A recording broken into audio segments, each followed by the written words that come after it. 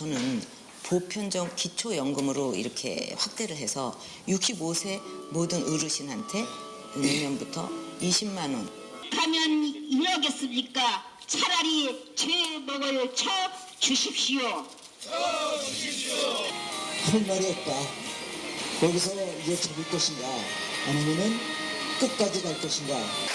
지금부터 새정치민주연합 김성주 의원님, 김용익 의원님, 김춘진 의원님, 양승조 의원님, 이목희 의원님, 최동익 의원님과 정의당 박원석 의원님 그리고 빈곤노인 기초연금 보장연대가 공동 주최하는 기초연금 1년 무엇이 문제이고 어떻게 해결할 것인가 토론회를 시작하겠습니다. 국회에 대하여 경례.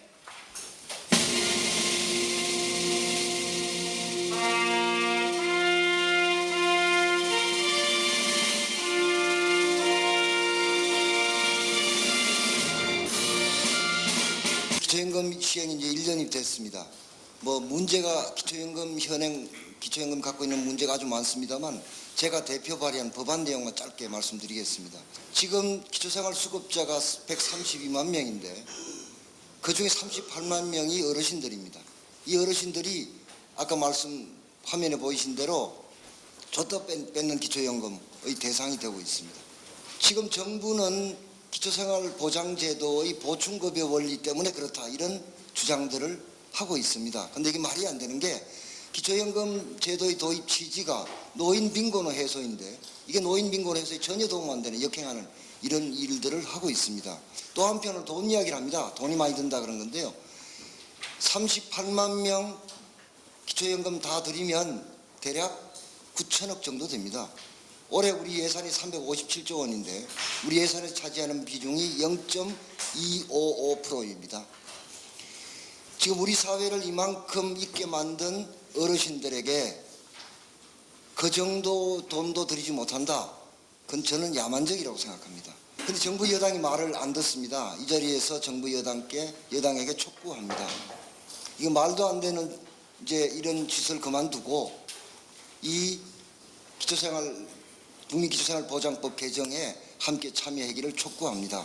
다른 하나는 내년도 총선이 있는 이만큼 우리 양승조 의원과 저나 생각을 같이 하는 국회의원들과 함께 이 문제를 해결하기 위해서 모든 노력을 다하겠다는 말씀 드립니다. 그리고 오늘 기타 나오신 좋은 말씀은 정리되는 대로 국회에서 현실로 만들 수 있도록 노력하겠습니다. 여러분 고맙습니다. 모든 어르신들에게 2013년부터 20만 원 드리겠다라고 한 약속을 우리 대통령께서 파기한 것이죠. 그게 가장 커다란 문제이고요. 두 번째, 동영상에서 보셨고 이목회도 말씀하셨지만 우리가 어르신들 빈곤율이 세계에서 제일 높거든요. 한 50% 정도 되는데 그 어르신 중에 가장 어르신 분들이 기초생활 수급자 어르신입니다. 이분들이 한 37만 몇천 명 정도 되는데 어르신 중에서 가장 어려우신 기초생활 수급자 어르신들, 어르신의 빈곤을 해소하기 위해서 도입한 기초연금 제도가 이분들한테 실질적으로 전혀 기초노령금 시대와 비교해 볼 때 혜택이 없는 겁니다. 아까 말씀드렸듯이 줬다 뺏는 거죠. 이건 한마디로 기초생활 수급자 어르신들을 우롱하는 처사이고 이거는 가장 어려운 분들한테 실질적으로 소득 증가가 없는 거기 때문에 가장 커다란 문제라고 생각합니다. 또 한 가지 문제점. 국민연금과 연계하는 겁니다. 이것도 대통령 공약사에 전혀 없습니다. 지금은 국민연금 가입 기간이 20년 넘는 어르신들이 많지 않기 때문에 현재 20만 원에서 10만 원으로 감액되는 분이 많지 않지만 지금 50대라든가 40대 분들이 30대 분들이 국민연금 가입 기간이 전부 다 20년 넘는 사람이 대량으로 나올 때는 이분들이 현행 가격으로 거의 10만 원 받는 사람이 속출하게 됩니다. 실질적으로 대통령 공약상에 전혀 없었던 국민연금과 연계하는 기초연금제도 굉장히 문제점이 있습니다. 이것도 우리가 시정되고 개정되어야 된다고 생각합니다. 또 다른 한 가지 문제. 지금 기초생활 수급자분들이 전체 어르신의 한 70%인데 실질적으로 66% 정도에 불과합니다. 문제는 서울에서 웬만한 집 한 채 있고 농촌에서 땅이 어느 정도 있는 사람들이 기초생활 수급자 대상이 안 됩니다. 최소한 어르신들 전체 한 채 못 들으시더라도 최소한 현재 어르신들 70%는 수급자 대상 호인을 80% 정도는 확대해야 된다라는 그 안을 갖고 있는데 지금 법안도 제출되어 있고 그런데 오늘 여러 가지 토론 과정에서 나온 결론들 우리가 깊게 입법에 또 정책에 반영하도록 하겠습니다. 사실 이 기초연금에 문제가 있다는 것을 알고 저희들이 이 운동을 시작한 것이 2012년 말로 저는 기억하고 있습니다. 그동안 저는 제 블로그에 이 기초연금 문제를 계속 기록해 왔는데 어제 저녁에 찾아보니까 119건이 올라가 있습니다. 그 중에서 중앙일보 블로그 뉴스로 5번이 또 있더군요. 이렇게 진즉 붙어서 기초연금이 잘못되어 가고 있다 하는 것을 우리는 알려왔습니다. 지금까지 100번 정도 모임을 가진 것으로 기억하고 있습니다. 기자회견, 정당 방문, 국회 토론회, 증언대회, 샤우팅, 심지어는 도끼 상소까지 올렸습니다. 그런데도 이게 전혀 반응이 없습니다. 집권 여당은 고쳐주기는커녕 국회 법 개정안까지 거부하면서 오히려 입법부의 입법권조차 깔아뭉개고 있습니다. 그래서 오늘 저희들은 다시 한번 이 문제를 짚어보고 이제 좀 고쳐주십시오 하는 이야기를 하고자 모인 것입니다.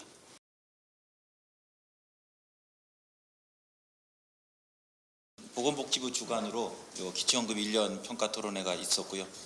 또 직전에 복지부에서 주관한 이제 또 어르신들을 대상으로 한 여론조사가 있는데 거기에 보면 굉장히 긍정적으로 기초연금이 도움이 된다 이런 응답을 하셨습니다. 그래서 이것만 보면 지난 1년 동안 기초연금이 도입되고 또 어르신들의 생활에 큰 도움을 드리고 있는 것으로 판단할 수 있습니다. 그런데 문제는 기초연금이 도입되고 바로 그해 혹은 그 다음에 단기적으로는 당장 금액이 올랐기 때문에 긍정적인 효과가 납니다.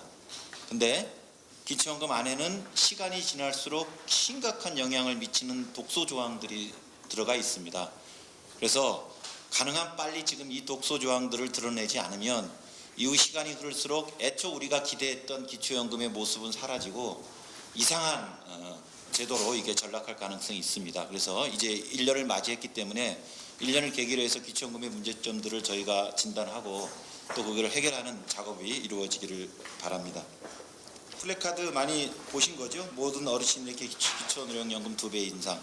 박근혜 당시 대통령 후보의 기초노령연금 공약은 기존의 기초노령연금에 비해서는 딱 2가지가 달라집니다. 하나는 원래 지금 가격으로 10만 원을 20만 원으로 이미 법에 올려주기로 되어 있습니다.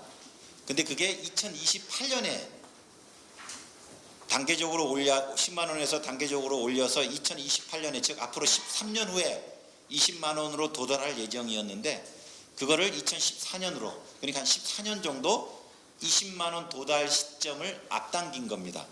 요게 큰 변화의 하나고요. 두 번째는 기존의 기초노령연금은 노인 70%에게만 드렸는데 공약은 전체 노인한테 드린 겁니다. 그래서 기존 제도와 비교하면 딱 2가지가 달라진 거죠. 그래서 20만 원 지급 시점을 앞당기고 모든 노인한테 드리고 그러면 실제 대통령이 당선돼서 시행한 건 뭐냐? 10만 원을 20만 원으로 올리는 건 시행을 했습니다.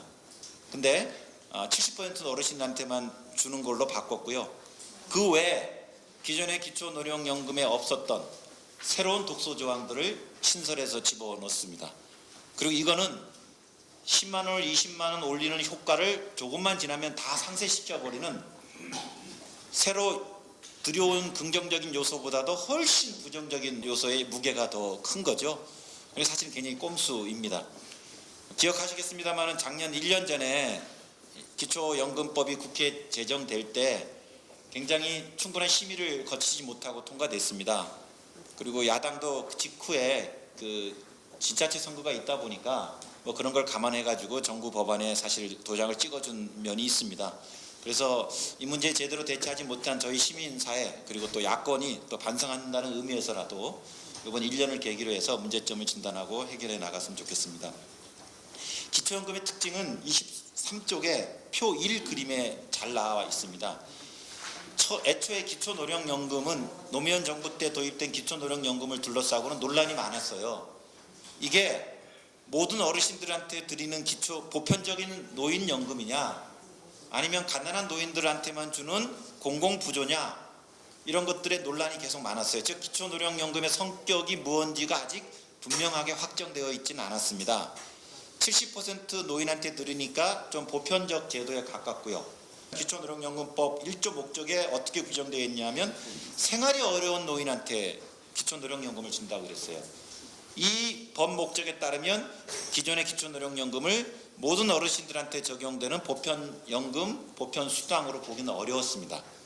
하지만 실제 지급은 70% 노인한테 지급되니까 이건 보편적 연금 제도에 가깝고 법 목적은 좀 공공부조에 가깝고 이렇게 혼재되어 있다 보니까 기초노령연금을 가지고 모두 다 동상이몽을 하고 있었는데 박근혜 정부 들어와서 이거를 깔끔하게 정리했다는 큰 성과 있습니다. 여기 기초연금법 1조에 보는 것처럼 앞에 생활이 어려우니 빠지고 그냥 노인한테 드리는 겁니다. 그래서 안정적인 소득 기반을 제공하는 겁니다. 즉 기초연금을 보편적 노인 수당으로 확실하게 법의 목표로 못을 박았습니다. 이건 중요한 성과죠.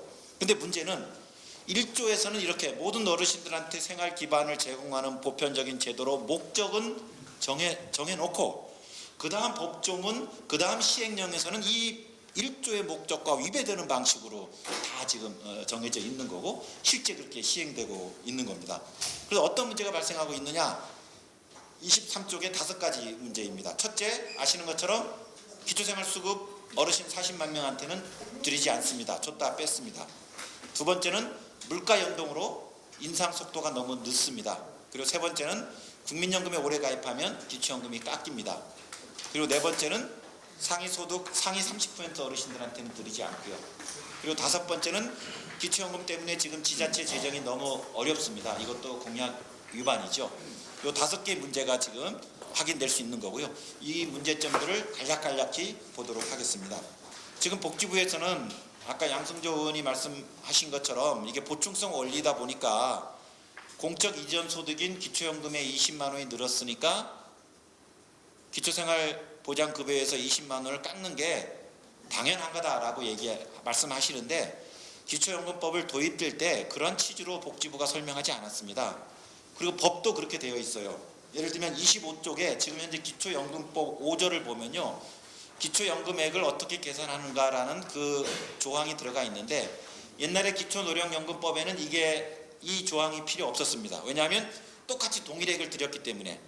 근데 기초연금은 국민연금과 연계해서 감액하기 때문에 어떻게 감액하는 감액 방식을 법에 명시를 해놨어요. 그게 5조인데 그 국민연금 연계 감액 방식은 지금 여기서는 논의를 하고요. 문제는 그렇게 해서 기초연금의 감액 방식이 도입되다 보니까 혹 기초생활수급자들이 감액되면 안 되지 않습니까?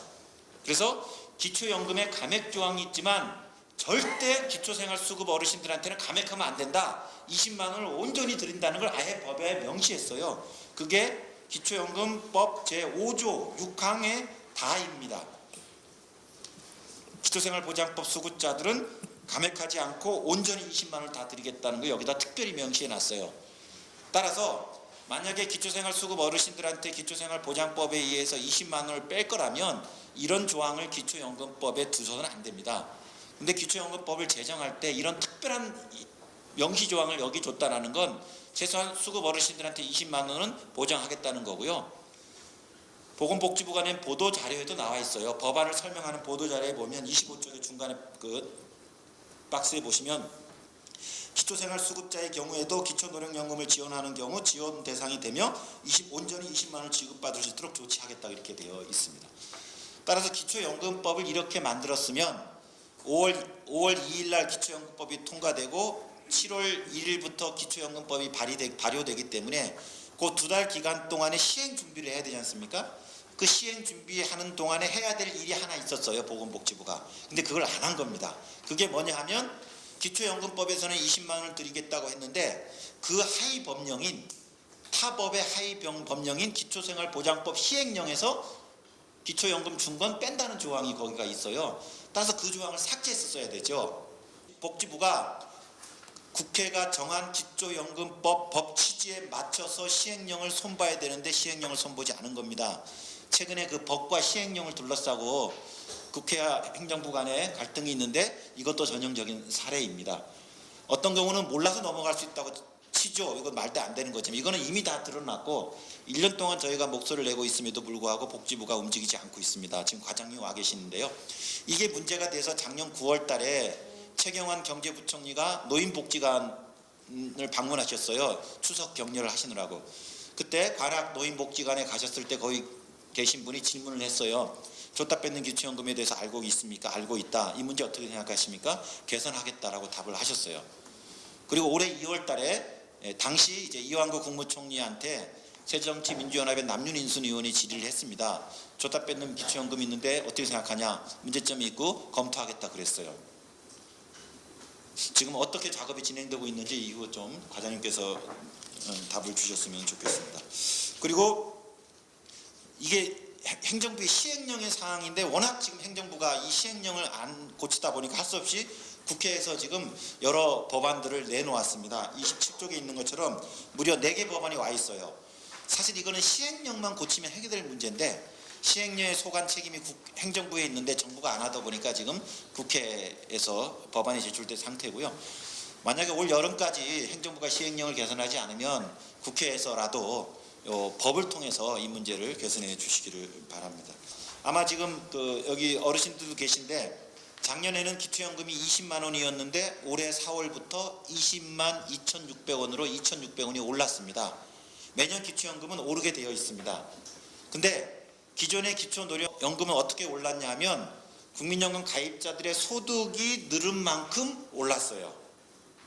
그리고 박근혜 후보 공약에도 처음에 20만 원으로 시작하고 국민연금 가입자 소득과 연동해서 올리겠다고 분명히 문구가 명시되어 있습니다.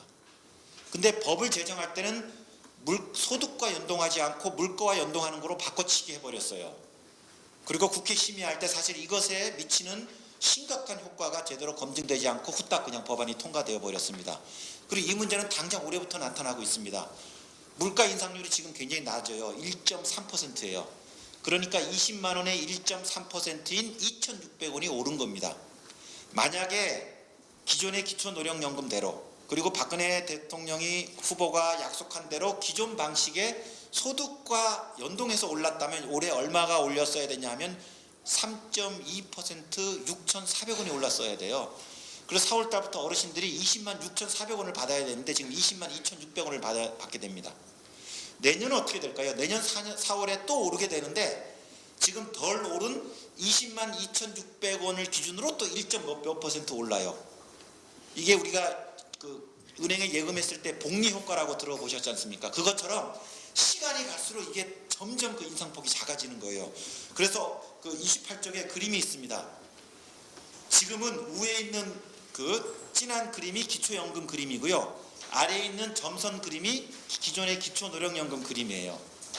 지금 당장은 실선의 이 기초연금이 2배로 올랐어요. 지금은 좋지만 만약에 아예 그냥 기초연금을 도입하지 않고 기존의 기초노령연금이 있었더라도 비록 지금은 작지만 올라가는 속도가 지금의 기초연금보다 빠르기 때문에 앞으로 7년 후인 지금 정부의 장기 재정 추계 수치를 여기다 적용해서 분석을 해보면 2022년인 앞으로 7년 후에는 오히려 지금의 기초연금이 그전의 기초노령연금보다도 못해요.